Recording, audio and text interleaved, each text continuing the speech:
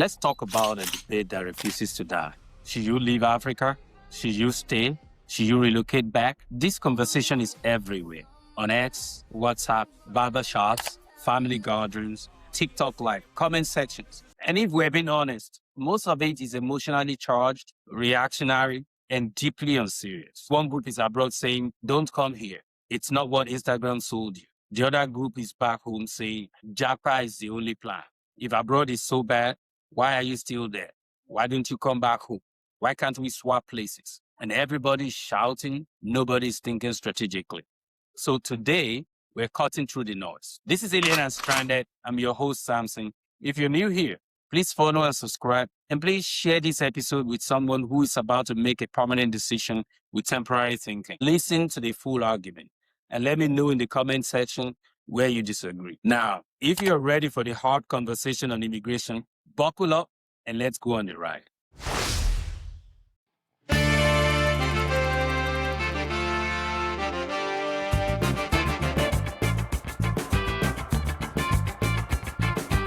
Should you leave Africa? Should you stay? Should you relocate back? Here's my honesty. I think we're asking the wrong question. Because when you listen closely, most people aren't asking, what's the best long-term strategy for my life? They're asking, how do I? And the difference, that's the whole problem. Let me be clear up front. I'm not anti-travel. I'm not anti-immigration. I've lived abroad. I understand the appeal and I understand the pressure. What concerns me is how many very smart people are making permanent life decisions based on outdated assumptions, unrealistic expectations, and sometimes illusions. And yes, I said illusion. Right now, somewhere in Lagos, in Accra, in Nairobi, in Johannesburg, someone is planning their exit. They are researching visas, talking to agents, saving aggressively, telling themselves, if I just escape this chaos, my life will be a lot better. But unfortunately, most of those lives are built on a version of the world that no longer exists. The global system has changed dramatically. The West that rewarded migrants 30 or 40 years ago was expanding, jobs were growing, immigration systems were more open. Credentials moved more easily.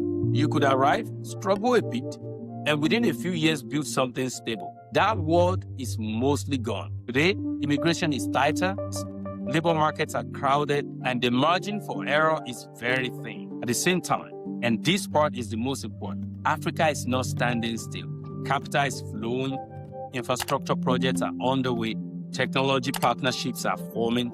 Countries that ignored Africa for decades are now actively positioning themselves here. Not in form of Save Africa campaign we have become acquainted to, but in form of strategic positioning. And yet, many Africans are emotionally checking out. Instead of asking, how do I position myself where opportunity is formed? The focus has become, how do I escape?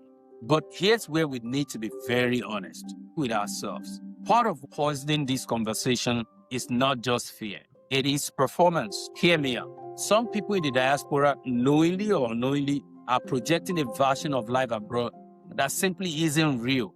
They come home once a year, rent cars they don't own, flash lifestyles they don't live, build mansions they barely stay in. Meanwhile, the reality is long work hours, paycheck to paycheck, barely resting, barely living. No time, no margin, no real freedom. But when they come back home, they present success as if it was effortless. And those watching from the outside think, that is the life. I must get out at all costs. That is a disservice to people back home. And to the truth, if you are living abroad and struggling, say that. If you are doing okay but tired, say that. If you are winning, say that. But say how long it took you and at what cost. We need to stop selling fantasies to people who are making life-altering decisions based on what they see once a year. Because chasing a fake life is how people trade their future for a mirage. Now, let's talk about expectations. Because this is another hard truth. A lot of people complaining about insecurity, infrastructure, the government, but at the same time, their expectations are widely disconnected from their skills, discipline, and preparation. Want a big life quickly, fast money, immediate status, studying respect, not because you want freedom, but because you want to oppress the next person. That mindset is dangerous. When your goal is to blow quickly instead of building something real, you end up trading long-term stability for short-term illusion. You rush decisions. You ignore leverage. You sell your future cheaply. And whether you stay or leave, that mindset will hurt you in the long run. Let's be honest about something else. Everywhere has problems. Africa's problem is loud and visible. Western problems are quieter and more bureaucratic. Housing in London, healthcare in Canada, immigration backlogs in the US, career ceilings as a foreigner, everywhere. No system is clean. The real question is not where there are no problems. That place does not exist. The real question is, where are you building leverage with the skills you actually have and the reality that actually exists, not the one you imagine? Opportunity does not wait for perfect conditions. It rewards people who understand systems and work within them strategically. And here's something I've seen over and over again. If your mindset is always focused on what's broken, you'll find disappointment everywhere. Nigeria will frustrate you, the UK will humble you, and Canada will disappoint you. Because the issue wasn't geography, it was your expectation. Now, I want to be clear. This is not about a grand ambition for everyone in Africa to stay in Africa and every African in the diaspora to come back home to transform Africa. While that may be a noble objective, it's beyond my pay grade and certainly not the argument I'm making in this episode. My argument is simple. Life-changing decisions should be made with a long-term lens, real data, and a clear plan for leverage, not emotion. For your own good, take political debates out of this discussion, because most political outrage is just noise. That doesn't mean people shouldn't care.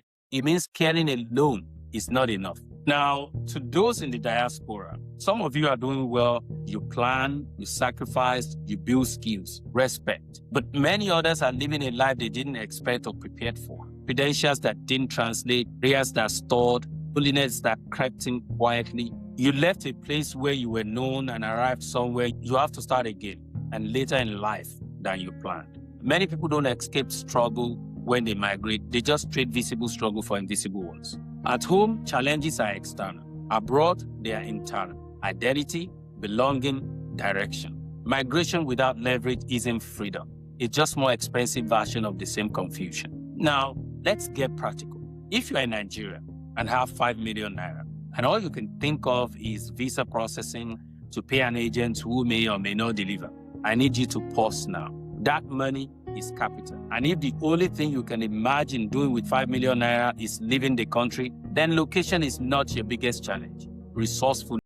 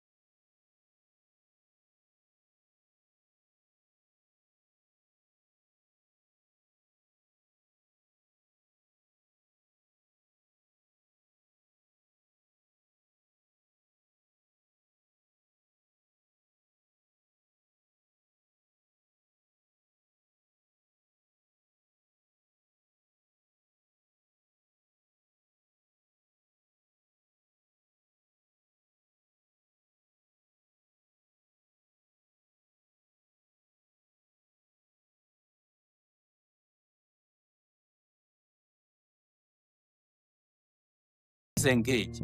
Follow and subscribe and let me know what lands with you. This podcast exists to help people think clearly, not emotionally, about decisions that shape their lives. This is Elena Stranded. My name is Samson, and this conversation is just getting started. Thanks for listening. I'll catch you next time.